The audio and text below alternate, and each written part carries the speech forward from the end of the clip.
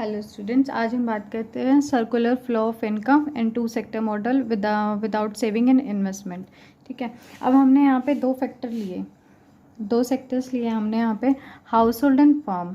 ठीक है, house hold के अंदर हम इंक्लूड करते हैं हमारी कोई भी पर्सनल प्रॉपर्टी हो गई, ठीक है, लैंड एंड लेबर, या हम समझने के लिए हम इसको कह सकते हैं कि एक कंट्री के अंदर जो लोग रहते हैं वो सब हाउस होल्ड के अंदर इंक्लूड किया हमने इसको। फिर आते हैं फर्म्स। फर्म्स क्या है? प्रोडक्शन यूनिट, जहाँ पे गुड्स एंड सर्विसेज प्रोड्यूस होती हैं। ठीक है, अब ये क्या कह रहा है, इस डायग्राम से क्या समझ आ रहा है कि हाउस होल्ड सेक्टर फर्म की तरफ जा रहा है। ये क्या जा रहा है यहाँ पे, ये क्या शो कर रहा है? Flow factor services. Factor services क्या होती हैं? Land and labour.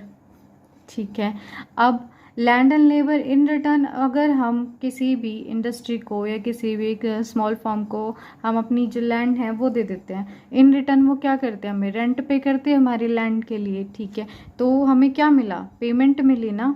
ठीक है, फिर आती है लेबर। अब हम कहीं पे जॉब कर रहे हैं, हम अपने घर से निकल के जाते हैं जॉब के लिए। क्यों जाते हैं? क्योंकि हमें वहाँ से भी पेमेंट मिलती है, वहाँ पे हम उसको सैलरी बोलते हैं। ठीक है, तो हमें इन रिटर्न कुछ ना कुछ मिला ना। ठीक, अब आते हैं फॉर्म्स पे। ये नीचे क्या शो कर रहा है? ये शो कर रहा है कि कोई भी प्रोडक्शन यूनिट है वो गुड्स या सर्विसेज, दो ही चीज़ें प्रोड्यूस करेगी। ठीक है, वो क्यों प्रोड्यूस करती है? ताकि हम लोग लोकल पीपल उनको यूज़ कर पाएँ, इन रिटर्न ये फिर से पैसा कमा पाए। फर्म फर्म का मोटिव तो यही होता है ना कि भाई वो मैक्सिमम प्रॉफिट अर्न करे। ठीक है, अब फर्म ने गुड्स और सर्विसेज प्रोड्यूस किए, अब वो कहाँ जा रहे हैं? कौन उनको यूज़ कर रहा है? हाउस होल्ड यूज़ कर रहे हैं, हम लोग यूज़ कर रहे हैं। Flow of goods and services, अब हाउस होल्ड से वापस फर्म की तरफ जा रहा है। अगर हम किसी से कोई सामान ले रहे हैं तो इन रिटर्न उसको पैसा भी तो देंगे ना, हम पे करेंगे, payment for goods and services.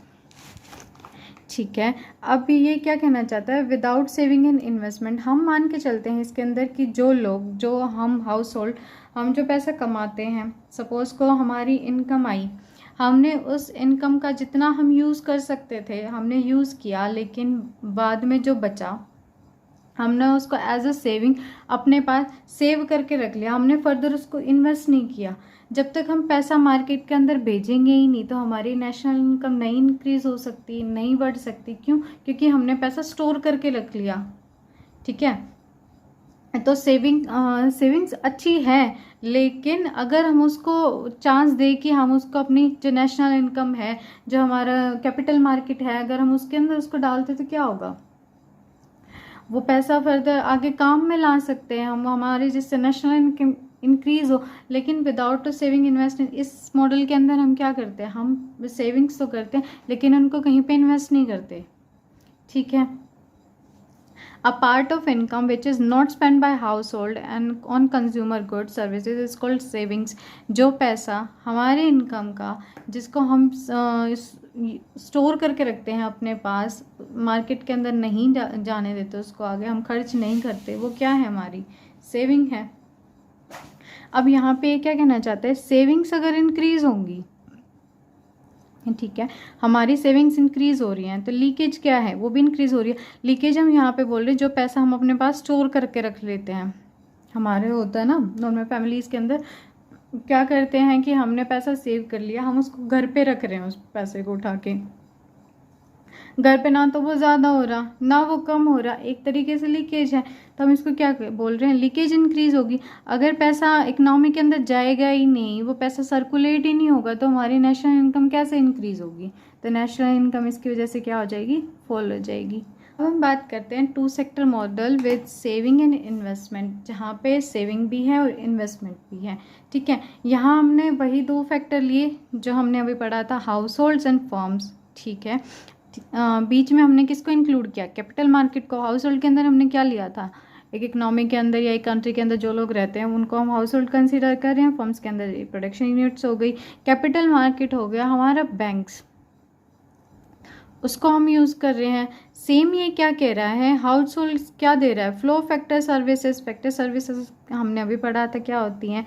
अब इन केस जब सर्विसेज प्रोवाइड कर रहे हैं इन रिटर्न वो क्या ले रहे हैं, पेमेंट ले रहे हैं। फर्म जो प्रोड्यूस कर रहे हैं flow of goods and services का, हाउस होल्ड उनको यूज़ कर रहे हैं, इन रिटर्न हम उनको पेमेंट दे रहे हैं। अब बात आई सेविंग और इन्वेस्टमेंट की। हाउस होल्ड सेविंग करके रखते हैं, जिन्होंने इनकम ली उसमें से, अब उन्होंने सेविंग करी, वो सेविंग उन्होंने कैपिटल मार्केट के अंदर इन्वेस्ट कर दी। यहाँ पे हम इंक्लूड करते हैं बैंक्स को, ठीक है।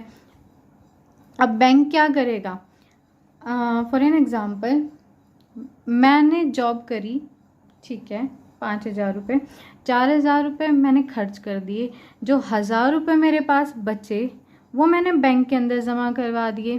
अब बैंक ने क्या किया, उनको फर्दर इन्वेस्ट कर दिया मार्केट के अंदर, जिससे क्या हुआ, जो भी गुड्स और सर्विसेज वो लोग प्रोड्यूस कर रहे थे उनकी प्रोडक्शन बढ़ गई, ठीक है।